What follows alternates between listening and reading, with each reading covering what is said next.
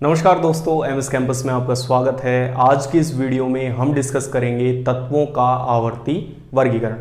जैसा कि आप जानते हैं कि हमारा जो चैप्टर चल रहा है तत्वों का आवर्ती वर्गीकरण एवं परमाणु सिद्धांत, इस पूरे चैप्टर में हमने परमाणु सिद्धांत वाला जो हिस्सा है उसे हम बहुत पहले ही कंप्लीट कर चुके हैं। तत्वों के आवर्ती वर्गीकरण का जो हिस्सा है उसमें भी हम जो प्रमुख जो आवर्ती वर्गीकरण किए गए, चाहे वो डोबे-राइनर-गत्रिक सिद्धांत हो या न्यूलैंड्स का स्टक नियम हो, उनको भी पढ़ चुके हैं। आज के इस वीडियो में जिस टॉपिक को हम डिस्कस करने वाले हैं वो टॉपिक रहने वाला है मेंडलीफ की आवर्त सारणी। जैसा कि आपको बोर्ड पर लिखा हुआ दिख रहा होगा, हम इस वीडियो में मेंडलीफ की आवर्त सारणी को समझेंगे कि मेंडलीफ ने ऐसा अपनी आवर्त सारणी में क्या बताया कि उनकी आवर्त सारणी एक बहुत ही अच्छा आधार बनी आधुनिक आवर्त सारणी का, ठीक है, या मोजले की आवर्त सारणी का। तो उन सब चीज़ों को या उन सभी तथ्यों को इस वीडियो में हम डिस्कस करने की कोशिश करेंगे। इस चैप्टर की जितनी भी पहले की वीडियोस हैं, आप उन सभी को डिस्क्रिप्शन बॉक्स में लिंक दिए हुए हैं, वहां से आप उन वीडियोस को आसानी से देख सकते हैं। अब हम इस वीडियो को स्टार्ट करते हैं और समझने की कोशिश करते हैं मेंडलीफ की आवर्त सारणी के बारे में। देखिए, मैं आपको ये चीज बता दूं पहले ही कि जब भी हम किसी आवर्त सारणी को पढ़ना शुरू करते हैं तो उनकी जो मुख्य बातें हैं वो हमको सबसे पहले पता होनी चाहिए। जैसे कि मेंडलीफ की जो आवर्त सारणी है, इसमें सबसे पहला जो प्रश्न बनता है वो यह पूछा जाता है कि मेंडलीफ की आवर्त सारणी आधारित किस पर है, किस आधार पर मेंडलीफ ने अपनी आवर्त सारणी को बनाया था। तो इसमें हमको सबसे पहले याद रखना है कि मेंडलीफ की जो आवर्त सारणी है वो आधारित है परमाणु भार पर, ठीक है। तो ये सबसे पहली चीज हमको क्लियर हो गई। आप नोट करते हुए चलना साथ ही साथ इसमें कि क्या क्या चीजें मैं आपको बता रहा हूं, ठीक है। तो सबसे पहली जो हमको चीज पता चल रही है इसमें वो ये पता चल गई कि भाई मेंडलीफ की जो आवर्त सारणी है वो किस पर आधारित है, परमाणु भार पर। दूसरी चीज क्या आती है, मेंडलीफ जो थे इन्होंने अपनी आवर्त सारणी में सबसे पहले आवर्त और वर्ग की शुरुआत की। आवर्त एवं वर्ग, इनकी शुरुआत करने का जो श्रेय जाता है वो जाता है मेंडलीफ को। अब ये आवर्त और वर्ग ये है क्या, तो देखिए कुछ इस तरह से मैं रेखाओं को खींचूं, ये रेखाएं ऊपर से नीचे की ओर या नीचे से ऊपर की ओर जाती हुई रेखाएं हैं, ठीक है, खड़ी रेखाएं हैं। तो ये जो खड़ी रेखाएं हैं इन्हें तो कहा जाता है वर्ग, ठीक है। और इस तरीके से जो आड़ी रेखाएं हैं इन्हें कहा जाता है आवर्त, ठीक है। तो ये पहले वैज्ञानिक थे। अब आप देख रहे होंगे कि वर्ग और आवर्त जब ये रेखाएं मिल रही हैं तो बीच में बॉक्स का निर्माण हो रहा है या नहीं हो रहा है, जिनमें मैंने इस तरह से अल्फाबेट्स को लिखा हुआ है ABCD, ठीक है।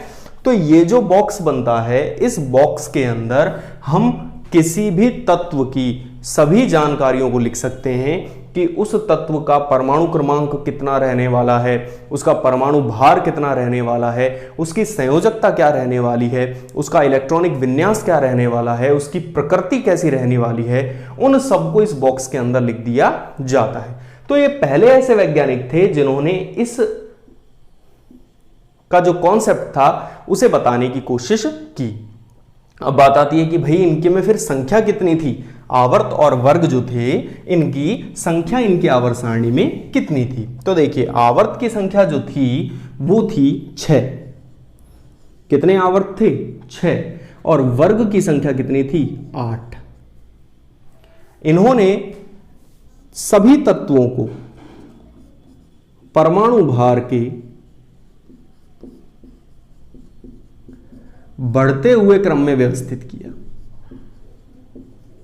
कौन से क्रम में व्यवस्थित किया, बढ़ते हुए क्रम में, ठीक है। इसका मतलब जिसका परमाणु क्रमांक कम था उसे सबसे पहले रखा, फिर उससे ज्यादा वाले को उसके बाद, और इसी तरीके से। जब ये इन तत्वों को इस प्रकार जमा रहे थे तो इन्होंने एक चीज इसमें नोटिस की, एक मुख्य पॉइंट इन्होंने नोटिस किया कि जब हम इन तत्वों को इस प्रकार से जमाते हैं तो एक निश्चित अंतराल के पश्चात जो तत्व हैं उनके भौतिक और रासायनिक गुण लगभग एक जैसे ही रहते हैं। मतलब कि वो रिपीटेशन स्टार्ट हो जाता है, उनमें समानताएं जो हैं वो दिखाई देने लग जाती हैं, जिससे इन्होंने अपना आवर्त नियम दिया कि भाई तत्वों के भौतिक और रासायनिक गुण जो हैं वो उनके परमाणु भार के आवर्ती फलन होते हैं।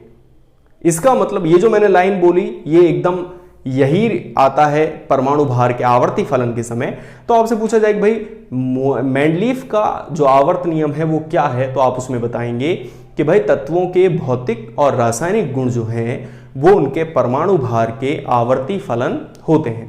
अब इस लाइन का मतलब क्या है, तो इस लाइन का मतलब यह है कि जब हम तत्वों को बढ़ते हुए क्रम में एडजस्ट करते हैं, किसके, परमाणु भार के, तो एक निश्चित अंतराल के बाद में जो तत्वों के भौतिक और रासायनिक गुण हैं वो रिपीट या कहें कि उसी के समान आने लग जाते हैं, तो इसे आवर्ती फलन कहा जाता है। अब इन्होंने अपनी आवर्त सारणी में इस तरह से उनको व्यवस्थित कर दिया। अब बात आती है कि इनके आवर्त सारणी की मुख्य विशेषताएं क्या थी। मेंडलीफ की जो आवर्त सारणी है, इस आवर्त सारणी की मुख्य विशेषताएं जो हैं वो क्या क्या थी, ठीक है।